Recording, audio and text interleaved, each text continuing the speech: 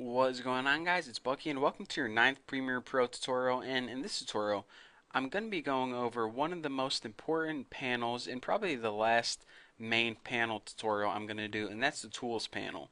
Now that's all of this crap right here, but first of all, it bugs me that it's over on the bottom right because on all of the other Adobe products, it's over here on the left. So what I like to do is I like to drag this over all the way until it's placed right here. And again, this is just wasted space, so I'm going to drag it just like this. And that's how I have my interface set up all the time. I just didn't want to drag it over there because, for everyone out there watching, it's probably over here and I didn't want to get you guys confused. But this is how I always have my interface set up. So that's how I'm going to stick with this tutorial. So now let's go ahead and go through all of these tools. I'll go ahead and tell you what each one of them does and also tell you the hotkey for them. Now the hotkey is if you're too lazy to go and click on the tool, you can just use a keyboard shortcut and see how the tools are switching back and forth. So the very first tool is the selection tool, and the hotkey for this is V. Now the selection tool is the tool that you're going to use 90% of the time. It's your main tool. You go ahead and use it to select clips.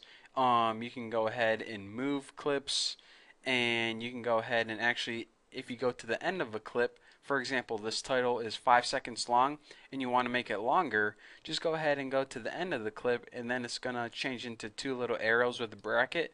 Pull this out, so now your title is 10 seconds long instead.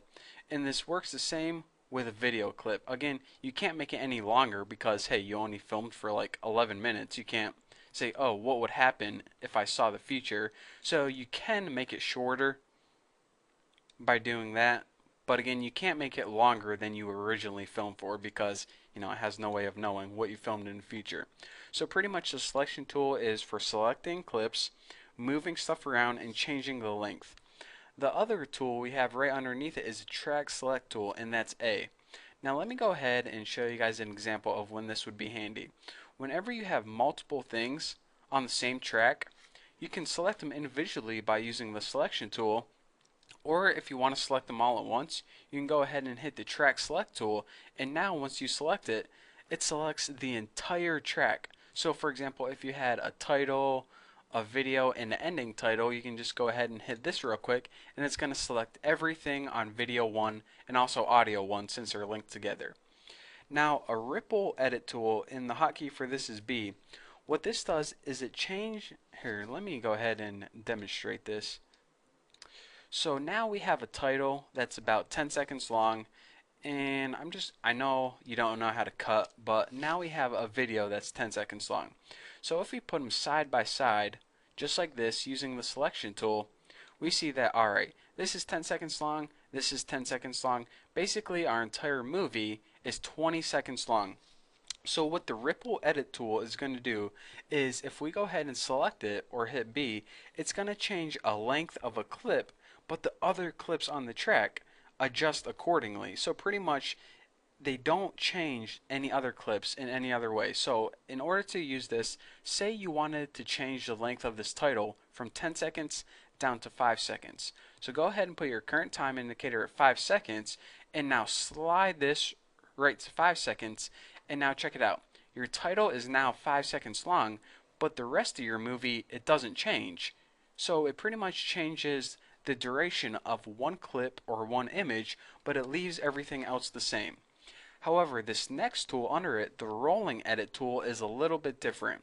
It pretty much does the exact opposite of the ripple edit tool.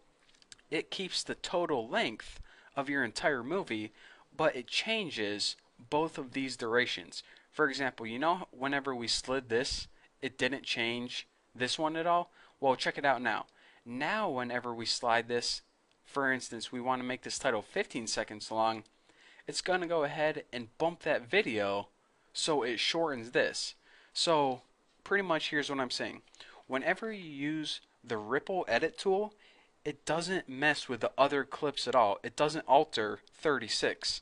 Whenever you're using the rolling, it does change the clips. It does alter other clips. So again, I really don't like to use those tools because I really just like to do it with the selection tool and I really only use the selection tool and the cut tool, to be honest, because everything else is kind of advanced and it's really easy to see whenever you use these two basic tools. So anyways, aside from that, I can go ahead and talk about another tool now, and that's the rate stretch tool, and that's this thing right here. What the rate stretch tool does is it pretty much takes a clip, and let me go ahead and hide this temporarily so we're only looking at video 1. It takes a clip and it pretty much changes the, I want to say, changes the speed of it. So you see how this clip starts out with me looking down, and it kind of ends with me with my eyes closed. Well, that total length of time that that takes to happen is 10 seconds. However, with the rate stretch tool, we can do it in 20 seconds, and now that entire motion is going to go twice as slow. So it's pretty much, if we play it now, everything's going to be in slow motion, and I'm like talking like this. However, if we take that entire clip and make it only half the time, now everything is going to be super speed. And I'm going to be talking like this like a regular fast forward. So that's what that does. It pretty much, unlike, just the selection tool, whenever you're taking a piece off the end, or, you want to start at a different time, it slows the clip down or speeds the clip up. Now, the last tool I want to talk to you guys about, well, not the last tool, but the last really important one is the razor tool. It's probably my second most used tool after the selection tool. What it pretty much does is it takes a clip and it splits it in two. So, for example, I want to take this clip and I want to add a title in between. So I would go ahead and get rid of my title first, and I would split this in two with a razor tool, and with a selection tool, I would move it apart, add my title in between, and now move it back together. So pretty much the movie stops, and then you can see the title, and it picks up right where it leaves off. So that's what the razor tool does, and since the hotkey is C, I call it the cut tool, but it really isn't called the cut tool, but if I call it that, don't hate. So that's what that does, and these other tools, I'm really not a big fan of them, but I guess since you guys are probably going to yell at me if I don't cover them, I'll tell you guys about the slip and the slide tool. I never use the slip and the slide tool because I absolutely hate them, but the slip tool, it pretty much changes the duration. Whenever you have 3 clips in a row, you know what? I changed my mind. I'm not even going to talk about them because they're really advanced kind of technique for editing, and we're just here to cover the basics. But whenever you have 3 clips in a row, then these things do some really weird things. Now the pen tool, let's just go ahead and skip down to this. The pen tool lets you add keyframes. For example, before when I told you guys that you can change the opacity by selecting a clip and going under here and making keyframes with this, or you can go ahead and just change it right here and it add a keyframe. Well, you can also add it right on the timeline by using the pen tool. Say you wanted to add a keyframe right here, and maybe right here, and right here. Then you can go ahead in your effects controls and switch from keyframe to keyframe, and maybe fade this one out, and fade this one out too, and now you have a really weird looking clip. So it's pretty much all the pen tool is an alternative way to make keyframes. That's it. Now the rest of these tools are really simple, so if you guys feel like you're getting overwhelmed, then trust me, I'm about to dumb things down a whole lot. All the hand tool does is it's basically the same as this thing right here. You can go ahead and drag on your timeline and move it around. Really simple, really boring. I never use it. I just go ahead and use this all the time. Now the zoom tool is even more simple. Say you're zoomed out and you're like, alright, I want to work on this piece specifically. Just go ahead and maximize over there. Ugh, I had to hiccup. And let go, and there you go. It just zooms in. Say, alright, I want to work on these 2 keyframes. Zoom in, and there you go. So again, I like to use this zoom tool instead. So basically there are 3 different ways you can zoom.